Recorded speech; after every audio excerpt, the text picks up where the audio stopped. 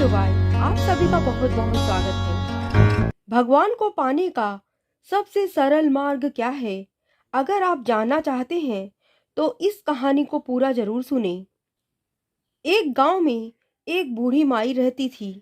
माई का आगे पीछे कोई नहीं था, इसलिए बूढ़ी माई बेचारी अकेले ही रहती थी। एक दिन उस गांव में एक साधु आया। बूढ़ी माई ने साधु का बहुत ही प्रेम पूर्वक आदर सत्कार किया। जब साधु जाने लगा तो बूढ़ी माई ने कहा, महात्मा जी, आप तो ईश्वर के परम भक्त हैं।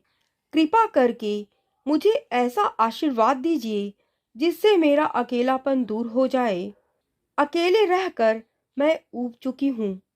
साधु ने मुस्कुराते हुए अपनी झोली से बाल गोपाल की एक मूर्ति निकाली और बूढ़ी माँ को देते हुए कहा, माई, ये लो, आपका बालक है। इसका अपने बच्चे की तरह प्रेम पूर्वक लालन पालन करती रहना।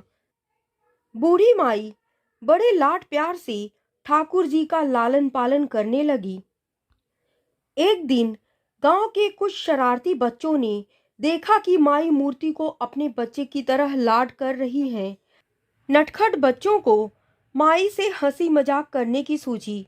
उन्होंने माई से कहा, अरे मैया सुन, आज गांव में जंगल से एक भेड़िया घुस आया है जो छोटे बच्चों को उठाकर ले जाता है और मारकर खा जाता है। तू अपने लाल का ख्याल रखना, कहीं भेड़िया इसे उठाकर ना ले जाए। बूढ़ी माई ने अपने बाल गोपाल को उसी समय कुटिया में विराजमान किया और स्वयं लाठी लेकर दरवाजे पर पहरा लगाने के लिए बैठ गईं।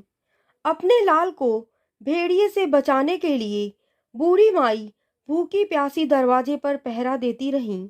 पहरा देते देते एक दिन बीता, दूसरा दिन बीता, तीसरा, चौथा और पांचवा दिन बीत गया।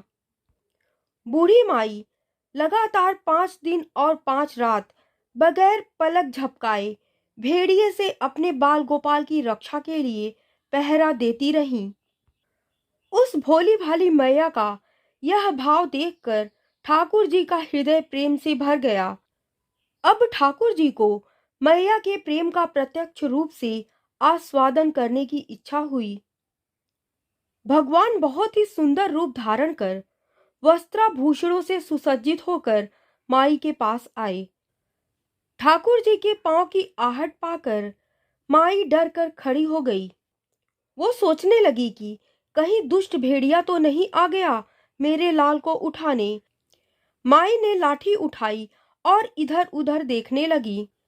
तब श्याम सुंदर ने कहा, मैया, मैं हूँ, मैं तेरा वही बालक हूँ जिसकी तुम रक्षा करती हो।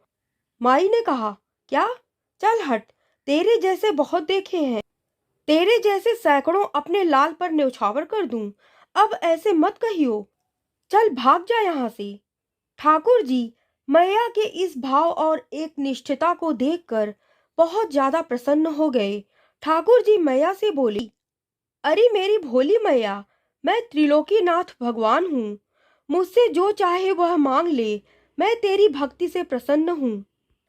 बूढ़ी माई ने कहा, अच्छा, आप भगवान हो, मैं आपको 100 प्रणाम करती हूँ। कृपा करके मुझे यह वरदान दीजिए कि मेरे प्राण प्यारे लाल को भेड़िया ना ले जाए। अब ठाकुर जी और ज्यादा प्रसन्न होते हुए बोले, तो चल मैया, मैं तेरे लाल को और तुझे अपने निज धाम लिए चलता हूँ। वहां भेड़िए का कोई भय नहीं है। इस तरह प्रभु बूढ़ी माई को अपने निज धाम ले गए। भगवान को पाने का सबसे सरल मार्ग है भगवान को प्रेम करो, निष्काम प्रेम, जैसे बुढ़िया माई ने किया।